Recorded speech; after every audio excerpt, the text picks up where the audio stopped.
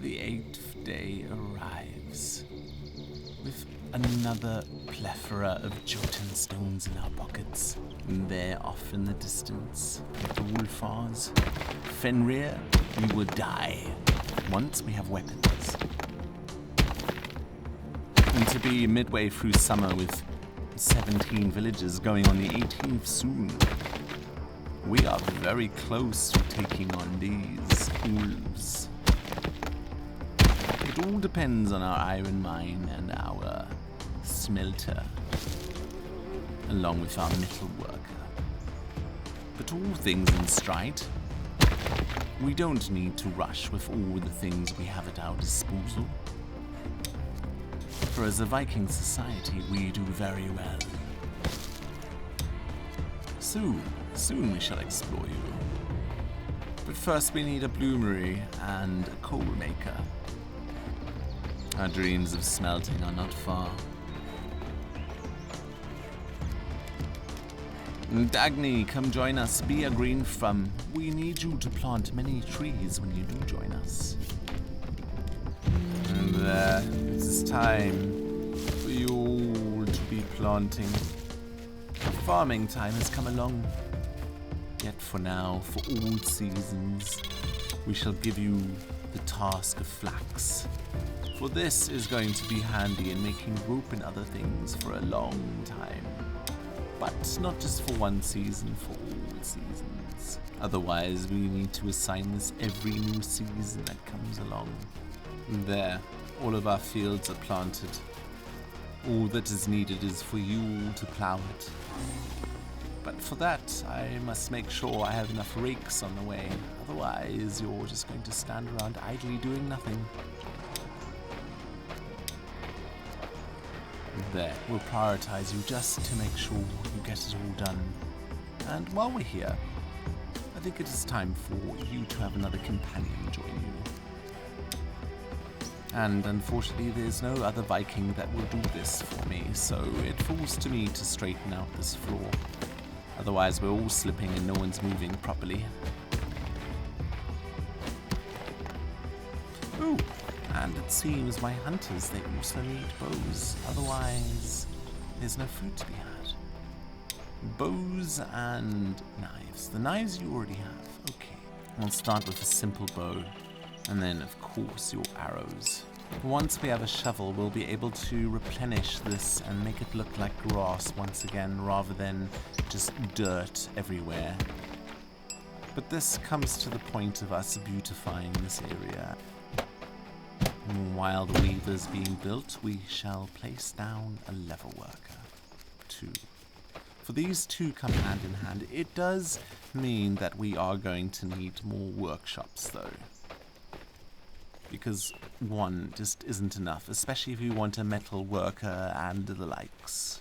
For now, it is time to defend our food with the smorklers.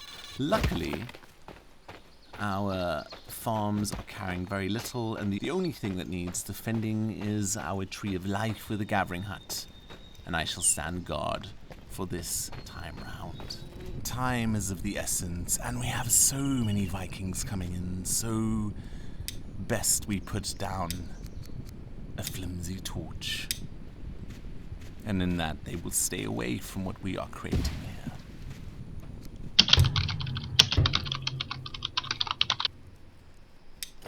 Dagny joins us. And time for our next villager. Elia eats a lot, but she plants very well too, so we shall take the compromise. In our last rendition, we only had one eating hut where they provided food, and I must tell you, it was enough.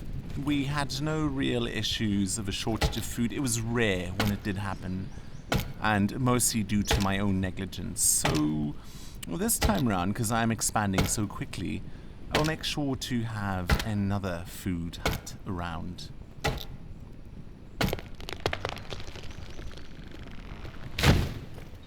In snow, the smorklers leave us. There was very little they could take, so no problem this time around. However, as we are now nearing a space where we are feeding more of our villagers, it is time to remedy this by building fences. One thing I am trying to do is to clear space here towards our mine, and then put a fence around that, stretching all the way around our village. This will take time. Luckily for this, we have a lot of villagers coming in, because we will need them to build very much. And luckily our farm is also producing a lot of flax, so we're going to have a lot more flax to make ropes from, and no longer needing to compensate for this sword shortage. For now though, Ragnar gets to enjoy the storm.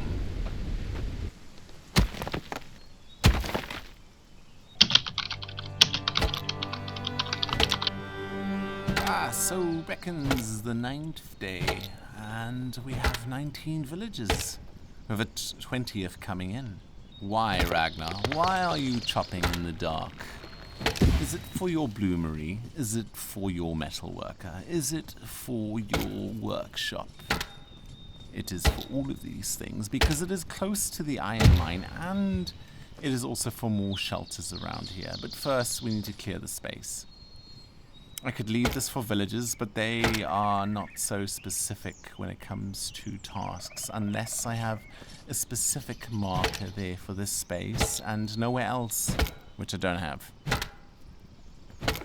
Also, Ragnar every now and then actually likes chopping trees, so I leave him to it, you know? Give your chieftain what your chieftain wants to do.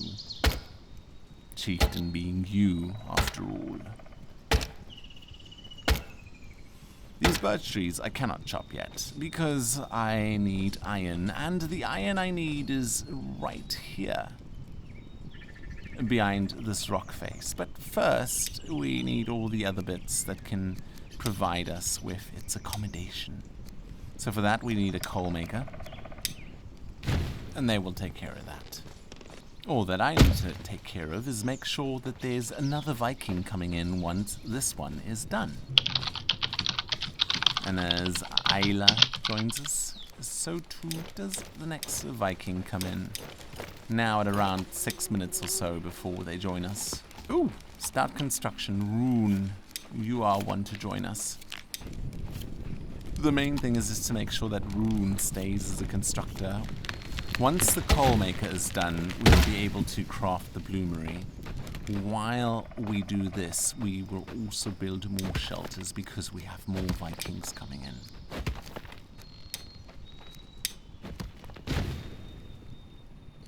For now, we are 2 Vikings over our daily quota of 2. Will we hit 40 or more? Time will tell. Time will tell.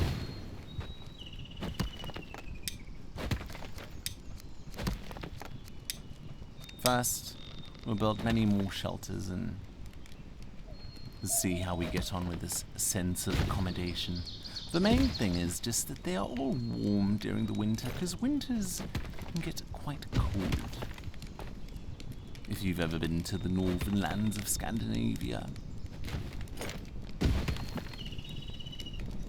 it's not like the African deserts where I am from.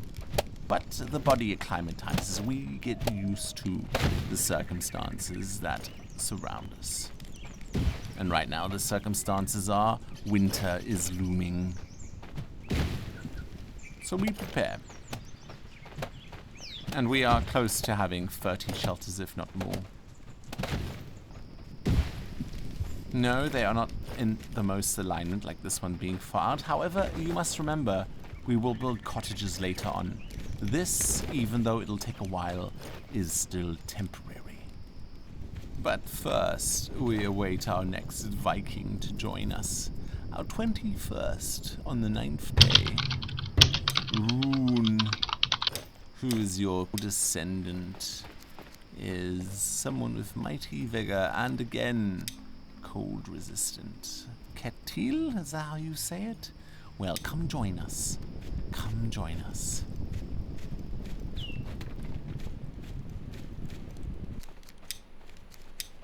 Finally, we can place our road maker, which just simply means that we have a road right through the middle of our farmland. Finally, our Viking civilization has grown to this next threshold. There. We've started on roads. Roads will give us way more stamina to do what we want to do. We'll be able to traverse these realms in ways that we've not been able to before because the ground has been so uneven.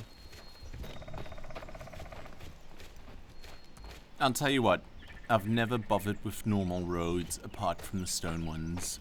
For me, quite simply, the question beckons why. What's the point? Second of all, if there's a tree in the way, get rid of it. Third of all, why have a road in the first place? The only good thing about a road is that, first of all, it looks good, and second of all, stamina.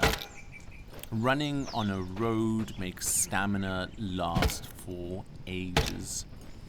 So if you have a distance to go, plant a road. And if you think it's going to cost way too much stone, be assured, as long as you have the right number of Vikings, nothing takes long, and it can be done.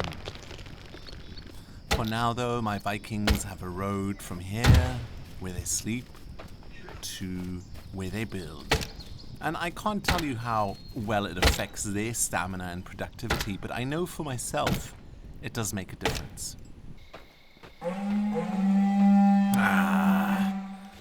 A blood moon rises. This is one of the downsides of being away from your base at nighttime. A blood moon rises and you just are not near. Like myself in this instance. Hopefully, they attack somewhere where my villagers are sleeping or prone to be, and in that case, we're not so poorly off.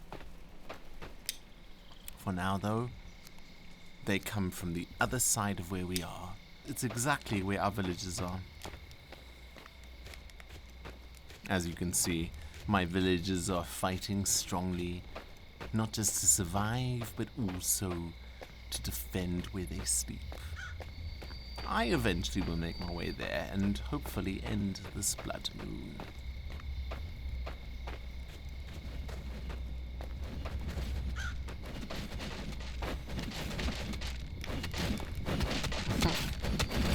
Was much of me even needed?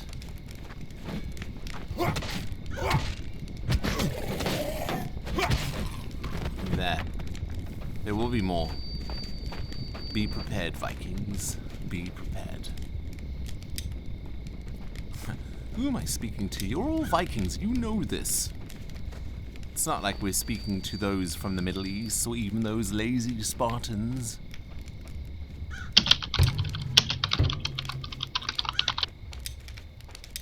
Nah. A 22nd villager and one Jotun stone to few. Maybe if I make my way closer to where the blood moon is, we'll get there quicker. Where are you? Show yourself! Nah. Gets whacked down, but Ragnar's prone to get right back up and strike back. Even if he gets smacked again, because Ragnar knows his Viking ways. And he's going to leave the rest, his other Vikings, not purely because of health, but also because of Jotun stones and the power that resides in them. One more villager is always more acceptable than the loss of one life. Yet Kitehill fights, and perhaps not alone. We will see. One thing that is important is eventually to trust your villagers to take care of what is coming their way. Otherwise, you're just micromanaging. And that is not the Viking way. However, if you hear life pulsing in your ear, like the sound of your heartbeat dying away, then clearly it is time for you to go rest. Otherwise, you might find yourself dying if you get struck again. For now, we shall take the iron lungs of Asa, and we shall lay Ragnar to rest. And as we rest, we watch them fight. Stunning enemies and taking care of how dead, if any. We have not lost a single Viking. We do well this night. Yet, one of our enemies is running away, in fear of our Viking horde. Ragnar sleeps sound, for he knows he's raising a village to fight and face the Iron Giant, and not caught unaware as we were before we made our way to these shores. Yet, unfortunately, as you can see, it takes a long time to replenish health in a shelter. And with this, Ragnar shall rise again with a new task. To heal those by providing a healing hut. And then watching as it takes effect. There. Our Vikings will take care of this. And who is this?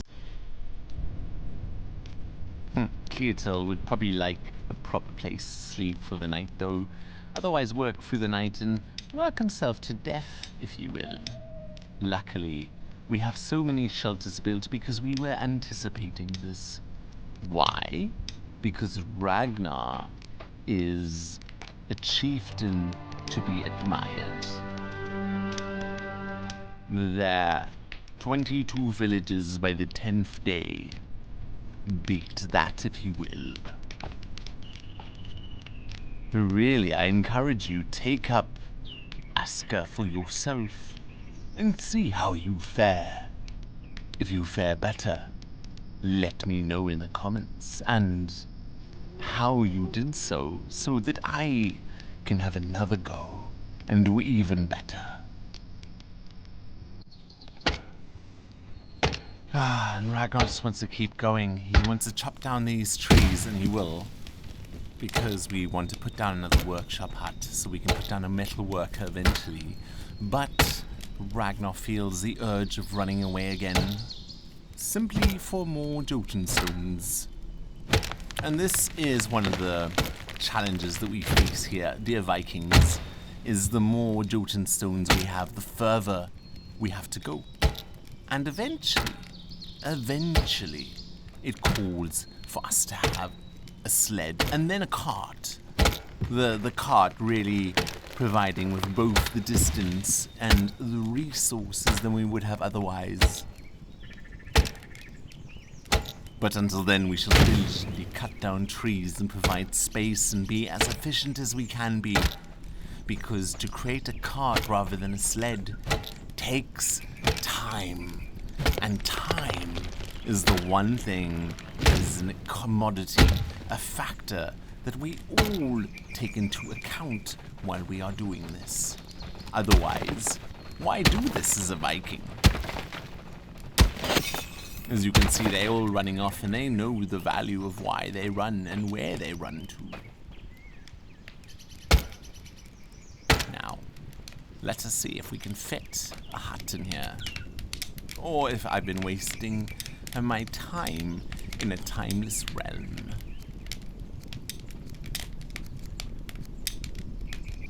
There. That will fit. Time for more Jotun stones. Because I only have one. The urgency in Ragnar is real. For half a minute later, a new Viking shall join us. And only 23 on the 10th day is not acceptable. Not when we aimed for 40 and probably, not possibly, more.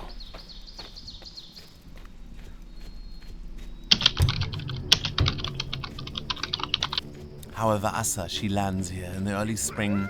She didn't assume to arrive here so early, while Ragnar dodges wolves like a pro.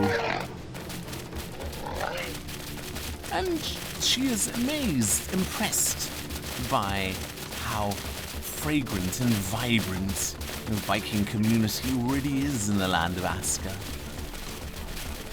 She's heard of this chieftain called Ragnar, who dodges wolves Who goes out for Jotun stones by himself in the dead of night and the dead of day?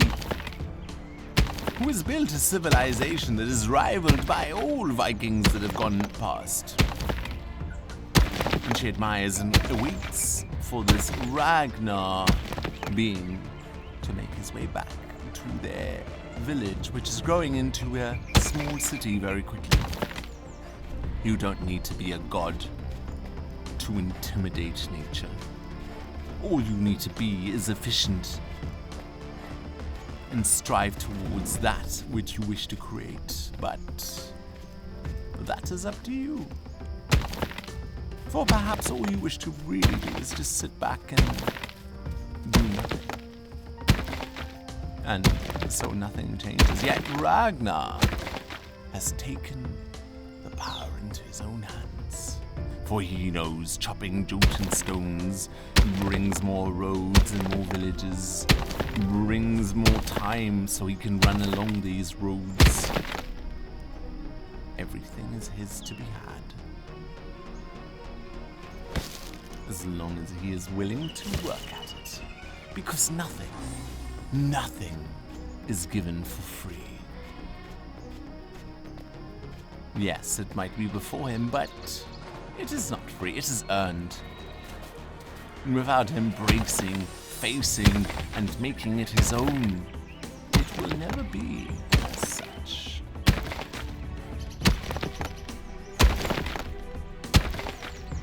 Another little recommendation is drink and eat while you chop.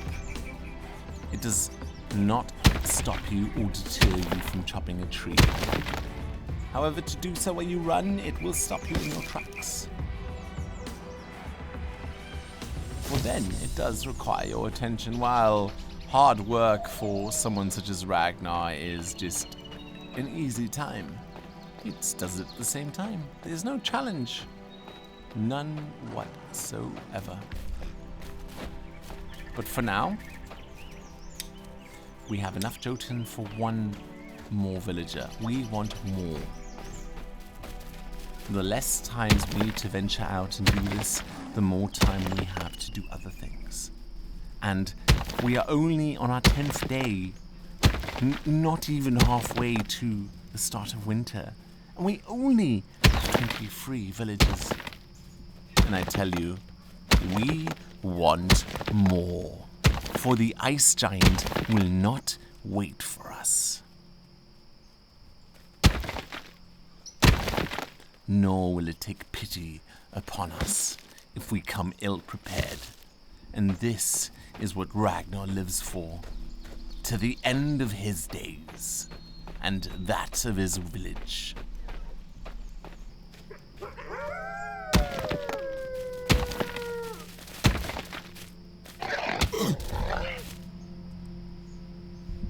And at the same time, Ragnar knows when it is time to run away from wolves, because they will deteriorate his health.